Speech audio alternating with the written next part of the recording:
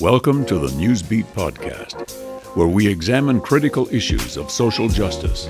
Each episode features interviews with prominent writers, educators, thought leaders, and activists, and is infused with original music and verses from independent artists. The Newsbeat podcast, the New York Times Podcast Club Pick of the Week in January 2018, and featured podcast on Best of the Left. Here's your host, Manny Faces. Hey everybody, this is Manny Faces, producer and host of Newsbeat, the sincerely humbled and extremely proud winner of the 2018 New York Press Club Journalism Awards Best Podcast Prize. We meld social justice journalism and independent music to shine a light on the most important yet underreported issues of our day. Welcome to another episode. As always, Newsbeat is brought to you by Maury Creative Studios, an inbound marketing, sales enablement, and client retention Platinum HubSpot partner agency. Learn about all they can do for your business at maurycreative.com. Now I'm going to get right into it. More than 22 million people are at risk of starving to death in Yemen as a result of the ongoing U.S.-supported, Saudi-led bombing campaign and associated violence there against the Iranian-backed Houthi rebels. Let that sink in for a minute. 22 million people. That's 3/4 of the entire population of a nation that was among the poorest on the planet even before this 4+ year bloodbath. The United Nations Secretary General recently declared Yemen, quote, the world's worst humanitarian crisis, with an ever-worsening famine, countless deaths, and millions displaced. The vast majority, women and children, who face unspeakable horrors, sexual and otherwise. In his own words, civilians have been facing indiscriminate attacks, bombing, snipers, unexploded ordnance, crossfire, kidnappings, rape, and arbitrary detention. Every 10 minutes, a child under 5 dies of preventable causes. Now I'm asking you a real simple question, straight up. If you or your family and loved ones were faced with any of these things, what would you do? You'd get the hell out of there as quickly as possible. You'd get them the hell out of there as quickly as humanly possible.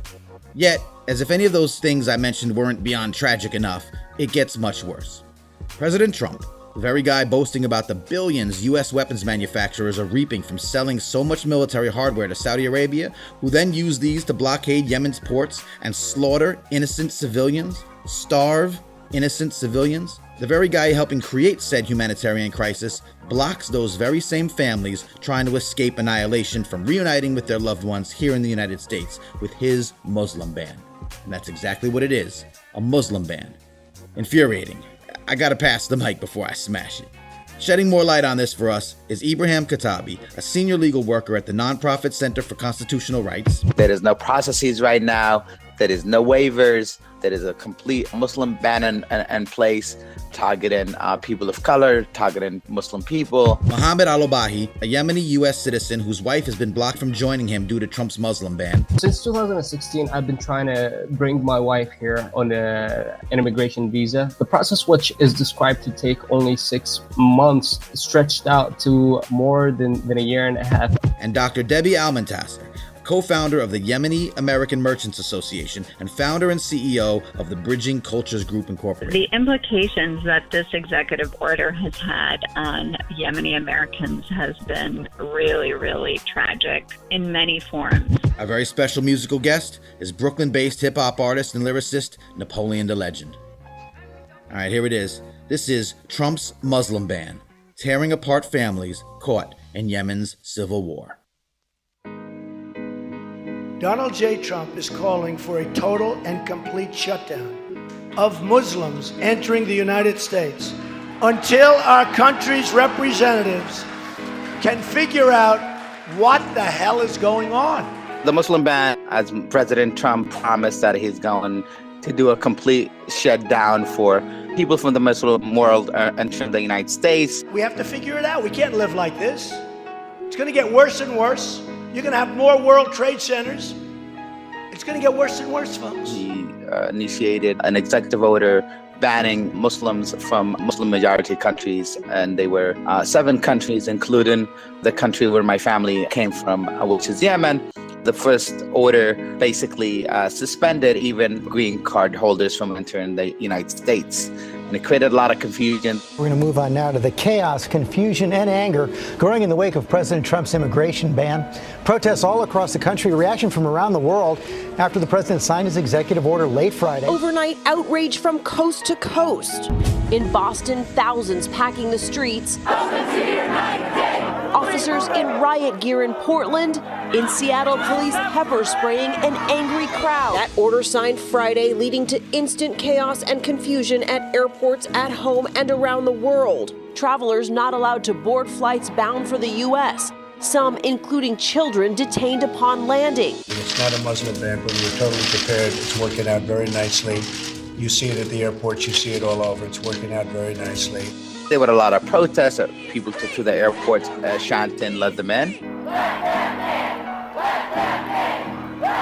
He did a third one where he kind of tried to make it look more fancier in a way, telling people that they will get some sort of process in terms of like getting the so-called waivers, which turned out to be a complete misleading, basically trying to get around the law and the courts, saying there are processes and places. But for Yemeni Americans, as we know, we met a lot of people on the ground. The U.S. Embassy was given mass denials to U.S. citizens and their families trying to join them here in the U.S. So there is no processes right now. There is no waivers. There is a complete Muslim ban in place, targeting people of color, targeting Muslim people, and it's not allowing even U.S. citizen children and spouses to basically rejoin them here in the United States. Amid the renewed fight over immigration in this country, the Supreme Court is now deciding the fate of President Trump's travel ban, one of the most controversial executive orders to come from this presidency so far. The Supreme Court has upheld the president's travel ban. This is the third version of the attempt to restrict travel from mostly Muslim countries after the first two were struck down or had a bad time in the lower courts. But by a 5-4 ruling, the Supreme Court says that the president has the power to control this kind of immigration in the interest of national security. The implications that this executive order has had on Yemeni Americans has been really, really tragic in many forms. The separation of families has been incredibly heartbreaking for many families. And when I say many, we're talking in the thousands of Yemeni American citizens who actually petitioned for their family members to come to the United States because of the war in Yemen, where they were able to actually get their families to evacuate to Djibouti, to Malaysia, to Jordan, to Egypt, and neighboring countries away from the war, are actually now living in limbo. The number of people that have been able to come to the United States since the executive order is very small. And now with the executive order becoming indefinite after the SCOTUS ruling is just absolutely devastating. So in the case of Yemeni Americans, the very people that are directly impacted by this ban are women and children and elderly. These are the people that Yemeni Americans who are naturalized in the United States, who have petitioned for family members, have petitioned for their wives, their children, and their elderly parents. And in some cases, it's women who are petitioning for their husbands who they've gone back to Yemen over the course of the last 7-8 years and married someone from Yemen and who've been trying to bring them to the United States. And the same thing for young men who actually went back home and met somebody and married them and trying to bring them. So when we look at the majority of people impacted in the Yemeni sphere, it's actually women, children, and elderly. And the sad and unfortunate thing is that the government is actually giving visas to children and saying to them, okay, your son and your daughter, as young as a year old and underage, can actually go to America, but your wife can't. Your wife can't. The presidential race left us all a bitter taste. Religion and race was used to energize the base. Mexicans, Muslims, immigrants, terrorists, scare tactics using stereotypical images. Mr. Law and Order Trump felt he had to take a stand. Steve Bannon in his ear, let's introduce a Muslim band. In the land of the free, let's discriminate against them. Anti-Semitism parading with racist emblems. Scapegoating, deflecting, changing the focus. And meanwhile, Russia was hacking us. The system is broken. That was a campaign promise. Trump won. He implemented it. Banned 7 countries to protect us from terrorists. What about domestic shootings? School shootings every week. When a white man does it, he doesn't speak. That's a double standard. Meanwhile, families left abandoned, separated with no recourse and left stranded. Diplomats from Europe, the Middle East, and the U.S. met in Geneva today to iron out a resolution that would establish an international inquiry into atrocities in Yemen. Saudi Arabia and its allies are aligned with one faction of Yemen's civil war. They stand accused of causing massive civilian casualties amid a punishing bombing campaign with American support.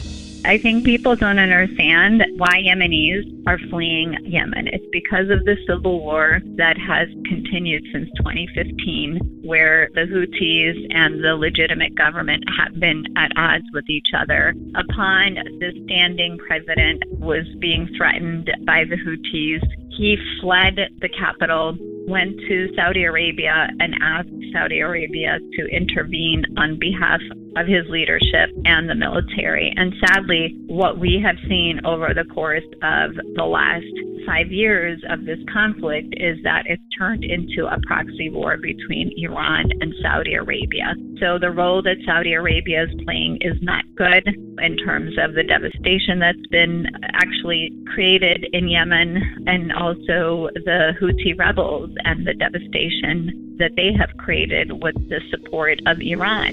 10,000 people have died, more than 40,000 have been injured, and over 3 million are malnourished. On top of it all, an outbreak of cholera has killed 2,000 people since late April, and 700,000 people currently are infected. The United States backs Saudi Arabia by providing intelligence and military support. The only way that this conflict could end is if this support is discontinued and the Houthis and the standing government go back to the national dialogues and try to resolve this conflict and bring peace to Yemen. I came from Yemen in 2006. I resided in New York City, in Bay Ridge, Brooklyn. I became a U.S. citizen, and since 2016, I've been trying to bring my wife here on an immigration visa, which I applied in around February of 2016. The process, which is described to take only 6 months, stretched out to more than a year and a half. And on November 14th, we were granted an interview at the U.S. Embassy in Djibouti. My wife traveled to Djibouti to have her interview at the U.S. Embassy. And after the interview, she was granted an approval letter that said that her visa was been approved and everything was good. And all she had to do was just wait for the visa to be printed. On March 13th, my wife got a phone call from the U.S. Embassy asking her to come to the embassy, but there was no explanation of where she was going there for. As soon as she arrived there, the consulate gave her passport back, and he gave her a letter that said that she has been denied under the proclamation of President Trump. My wife and her family has been greatly impacted by the war that's happening in Yemen. My wife is a resident of Al-Hudaydah, which is a war zone at the current time. Pro-government fighters advance along the edge of the Red Sea towards Hudaydah. The city, Yemen's main point of entry for imports, is controlled by Houthi rebels, but a coalition led by Saudi Arabia is trying to capture it. Her family had fled the city to go to a different city and basically live. The city of Al-Hudaydah is a city that lacks the basic life needs.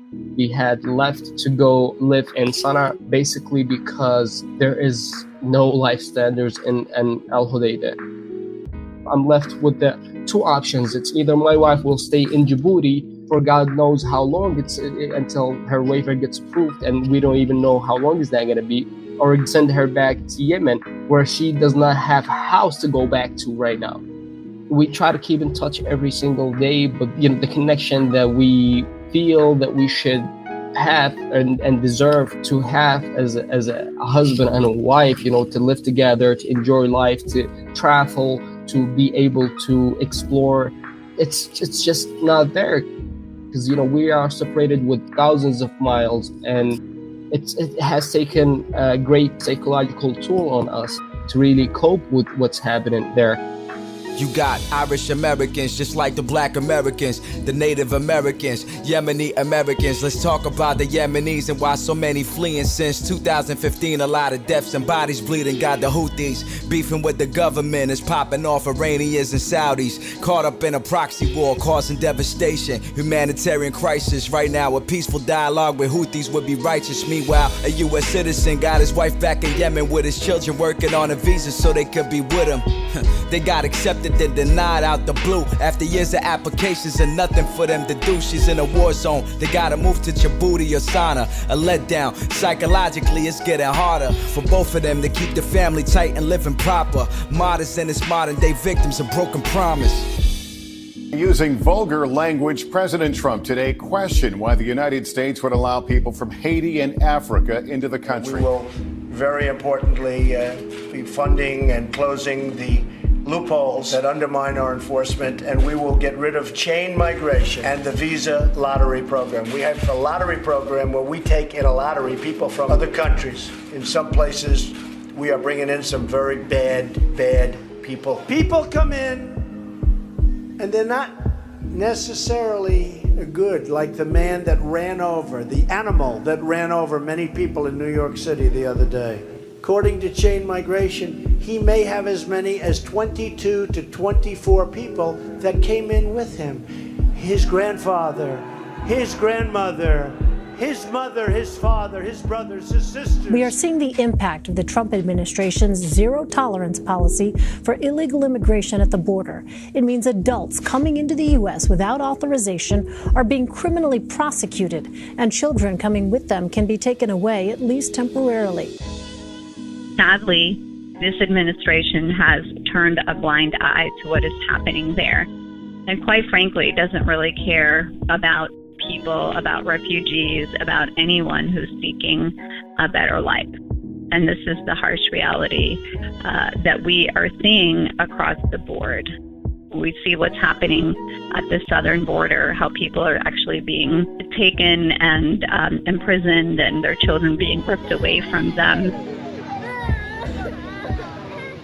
What's happening to Yemenis and people who are banned by the Muslim ban is exactly the same thing, except that it's invisible for us in the United States, because it's happening at U.S. embassies, it's happening at airports, and we are not seeing it.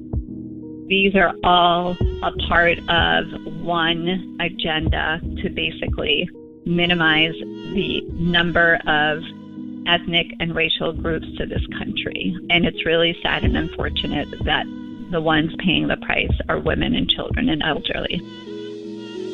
The Center for Constitutional Rights and Yale Clinic went to Djibouti and visited families to document and see exactly what's happening. And we found out that the actual Muslim ban moved abroad, away from the public accountability, from the eyes of the public, to the embassies abroad. What we found is that based on the Muslim ban 3.0, there is supposed to be a case-by-case waivers where the administration was supposed to give people some sort of guidance on how to apply for those waivers, but we know the waivers are just window dressing the Muslim ban.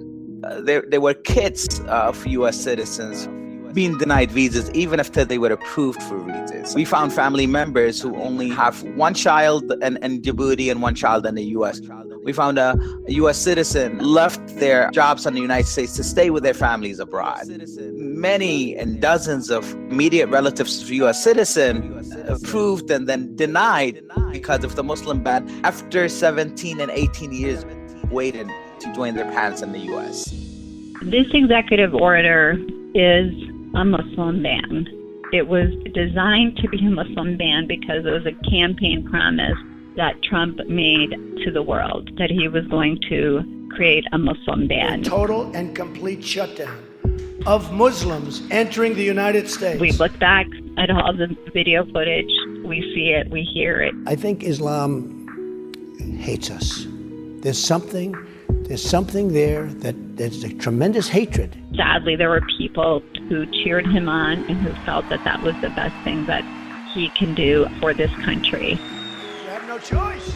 Fast forwarding to after the election and the signing of the executive order, as much as they tried to say it wasn't by adding additional countries as window dressing, we know and see it to be a Muslim ban. And if people think otherwise, it's really sad and unfortunate. But this is the harsh reality of what this administration has decided to do, and that is to go after vulnerable communities such as Muslims who are fleeing for their lives from war-torn areas for a better life.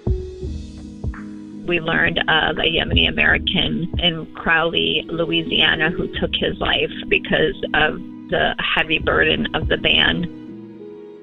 You know, working very hard, trying to actually support his family in Djibouti, who've been there for a couple of years waiting for their processing to be able to come to the United States. And this poor man who works at a store in Crowley, Louisiana, just could not take it anymore and sadly took his life.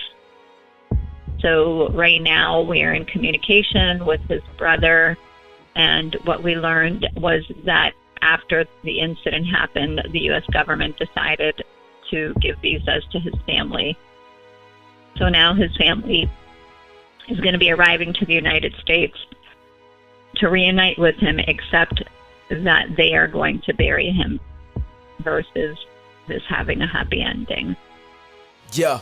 Does the administration care? It's all political points. Families torn and they suffering. Let's get to the point at the border where babies ripped away and put in cages. In the meantime, ruthless dictators is getting favors. The Muslim ban, they're banning people for religion. Families and children kept separated by the system. That's the bigger picture. Certain ethnic groups are minimized. Women, children, and the elderly are the most victimized. They want to create a divide and turn us into tribes. After the ban, a man committed suicide down in Louisiana.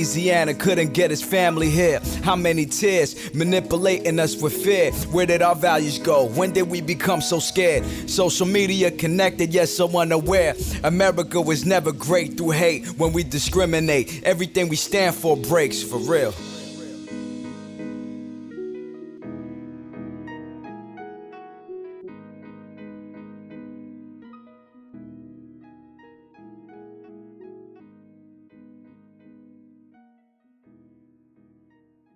Hey everyone, thanks for listening.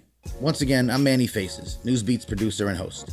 I'd like to take just a minute here to share some ideas on how you might become involved in helping to rectify some of these insanely important issues. Now you might ask, wait a minute, it's a freaking war. How can I possibly help or make a difference? Well, number one, by spreading the news. Share this episode with someone you think might appreciate it. Raising awareness is a key stepping stone to sparking change. Trust me, you never know who you'll reach or how it'll affect them. Number two, check out the websites of the groups mentioned in this episode. Learn more about this topic and ways to be a force for positive change. Most nonprofits are always in need of more volunteers. Number three, which I absolutely love to remind people to do, demand change from your elected officials. You know, the ones whose job it is to represent you and your interests. Call them up, email them, drop in, occupy their local office, confront them peacefully but loudly. They work for you. Just remember, tell them Manny from Newsbeat sent you. The nonprofit Center for Constitutional Rights, where Ibrahim Katabi is a senior legal worker, is dedicated to advancing and protecting the rights guaranteed by the U.S. Constitution and the Universal Declaration of Human Rights. Contact the team there at ccrjustice.org. Debbie Almontasser's group, the Yemeni American Merchants Association, strives to support the growth and development of Yemeni American merchants and their families through education, capacity building services, information, networking, and advocacy. Learn how you could help do the same at YAMAUSA.org. Bridging Cultures Incorporated is a consulting service specializing in academic support and cultural proficiency that enables people and communities to see themselves as part of a diverse, interdependent world across racial, ethnic, and religious lines. Its vision is to provide a tailored academic support and cultural competency presentations and professional development programs for the public and private sector. Contact them at bridgingculturesinc.com. And you can always flood the streets. Channel the same energy the world witnessed in response to the first ill-fated Muslim ban, when people protested at airports around the globe demanding immigrants be allowed to enter the United States to fight the current iteration's discriminatory acts. There are plenty of groups raising funds for humanitarian efforts in Yemen, too. Check them out. Contact UNHCR, the United Nations Refugee Agency, at unhcr.org. Contact Save the Children at savethechildren.org. Contact the United Nations Children's Fund at unicefusa.org. And for more from this episode's special guest artist, Napoleon the Legend, go to napoleondalegend.com or follow Team NDL on social media. If you've liked what you've heard overall and want to be part of the Newsbeat movement and help us create future episodes supporting independent journalism and independent music in the process, visit usnewsbeat.com/support. We thank you in advance. Remember, this episode and all of our episodes have full cover stories that match, also on the website, usnewsbeat.com. Now, this episode marks the close of our second season. We'll be taking a short break and we'll be back in a hot minute with a whole new lineup of thought-provoking and inspiring episodes. As always, thank you for listening. We are Newsbeat, weaponizing social justice journalism and original hip-hop to expose the truth and shine light. Listen to previous and future episodes of Newsbeat at usnewsbeat.com or subscribe on Apple Podcasts, Stitcher, Spotify, wherever you get your favorite podcasts. Rate us, review us, and hit us up if you have any questions, concerns, ideas for future episodes, or just want to give us props. Again, my name is Manny Faces, and on behalf of the entire Newsbeat team, Chris Tawarski, Rashed Mian, Jed Morey, Jeff Main, and the whole Morey Creative Studios squad, plus our artists in residence, Silent Night and Liquid, thank you once again for your love and support. All right, until next time, one love. The Newsbeat podcast is owned by Newsbeat, Inc. Visit us at usnewsbeat.com. The producer and host of Newsbeat is Manny Faces. Our editor-in-chief is Christopher Tawarski. Newsbeat's managing editor is Rashed Mian. The executive producer of Newsbeat is Jed Morey. Our podcast and website are co-produced and managed by Morey Creative Studios. Newsbeat relies on listener support and grants. Artists that appear on the podcast are compensated for original material. To support Newsbeat or contribute to our Artist in Residence program, visit us at usnewsbeat.com and click on Support. Subscribe to Newsbeat by Morey Creative Studios wherever you download your podcasts by searching for Newsbeat.